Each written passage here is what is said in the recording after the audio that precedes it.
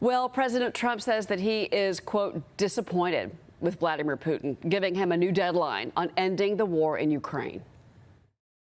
I'm disappointed in President Putin, very disappointed in him. So we're going to have to look, and I'm going to reduce that 50 days that I gave him to a lesser number because I think I already know the answer what's going to happen.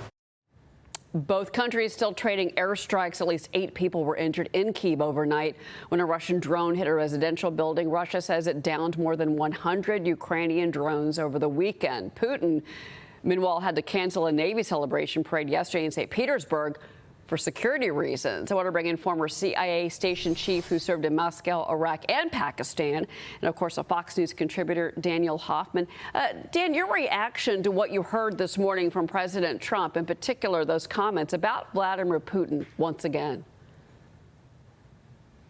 Well, look, that was breaking news. It was the first time the president said that he would reduce the 50 days, and I think that's warranted. I'm sure the president is getting a lot of feedback from his National Security Council, from the intelligence community, about Vladimir Putin's plans and intentions. Putin has repeatedly lied and obfuscated.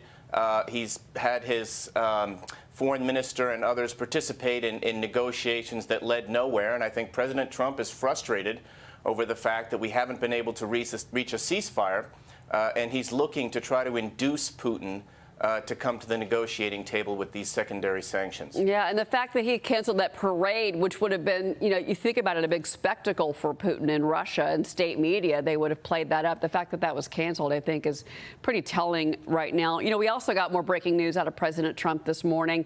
He commented on the chances of a Gaza ceasefire. Listen to this. Do you think a ceasefire is even possible, Mr. President? Yeah, a ceasefire is possible, but you have to get it. You have to end it. You're talking about with Israel's.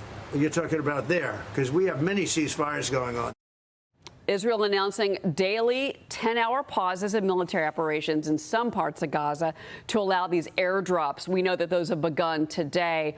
More than 100 aid trucks will be going into the Gaza Strip. And, you know, by the way, Daniel, the president also mentioned the images that he had seen of the starving children in Gaza. He did mention that this morning. So certainly things are shifting.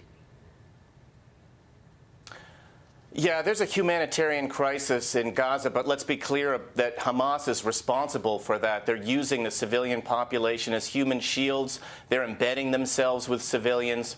And the demands they've made for a ceasefire, that Israel withdraw fully and that we have a permanent ceasefire, that's just not what Israel is going to do. Israel has decimated Hamas senior leadership, but has not rendered Hamas militarily incapable of continuing to launch strikes. And so Israel's job is not quite done there yet.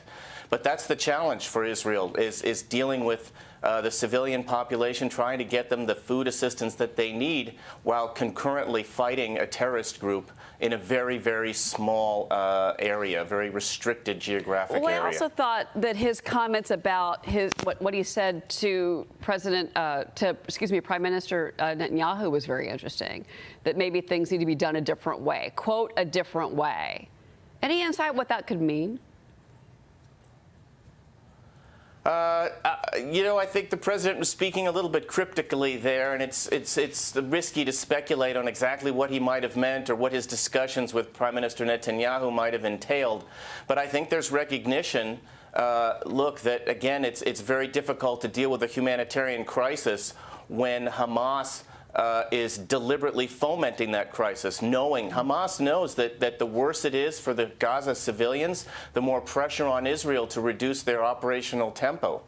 And so I think the president was reflecting maybe a conclusion that he's drawn, that Israel needs to take the fight to the finish in order to get to the point where you take care of the civilian population in Gaza. Right. I've got Liz Peek on set. Just got a question for you. Daniel, good morning. Last week, French President Emmanuel Macron lent his support to a Palestinian state, took that proposal to the UN. Is that just a sideshow? I mean, does anyone actually think that that's a possibility at this point, while the leadership of the Palestinians is such in disarray? What is your thought about that?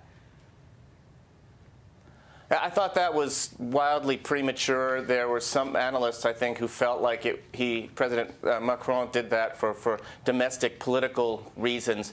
I do think that Israel needs to be thinking about the day after in Gaza and a post-conflict reconstruction plan and some other governing body, obviously other than Hamas, where you drive a wedge between terrorist sympathizers and the civilian population writ large. That's been honestly a failure by Israel thus far, but we're a long ways away from a Palestinian state. However, if we're looking at expanding the Abraham Accords and bringing Saudi Arabia into the fold, that's probably going to have to happen. That's been a demand from the Crown Prince of Saudi Arabia. So it is something that we're going to have to get to, just not right now. Interesting, Dan. Before you go, Iranian and European leaders are holding nuclear talks. This happened over the weekend, but this is the first time that we've seen this kind of meeting since Iran's 3 nuclear sites were destroyed by U.S. strikes. UK, France, Germany, they're threatening they're going to reimpose sanctions on Iran if there's no progress on any kind of nuclear deal. And even Iran's foreign minister told Fox News that Iran's not going to give up on nuclear enrichment. Not going to give up on nuclear enrichment. Watch this. This is President Trump. Iran was beaten up very badly, for good reason. We cannot have them have a nuclear weapon, but they still talk about enrichment. I mean, who would do that? You just come out of something that's so bad, and they talk about, we want to continue enrichment. Who would say that? How stupid can you be to say that? So we're not going to allow that to happen. Dan, your reaction to that? That's a pretty clear statement of U.S. foreign policy. And look, we own escalation dominance after the strikes against Iran's nuclear facilities. Remember, Israel decimated Iran's air defenses as well as Iran's proxy terrorists, Hamas and Hezbollah, and we've taken the fight to the Houthis as well. And so when we have negotiations that will be upcoming that will ensure that Iran no longer enriches uranium and we have a long-term deal on Iran's nuclear program, it needs to go along the lines that President Trump outlined. And if it doesn't, President Trump has said he's willing to consider further strikes. Yeah. Iran, by emphasizing that they want to continue enrichment, I think is trying to gain some pre-negotiation leverage. They know the negotiations will happen with the United States. The ones that we're seeing right now with France and Germany and the UK are a precursor to that. And I'll be curious to see what Secretary of State Rubio has to say about all of this. He's been very clear with Maria on how he feels about Iran. Daniel Hoffman, it's so great to see you, Dan. Thank you so much for being here. You too. Have a good day. All right.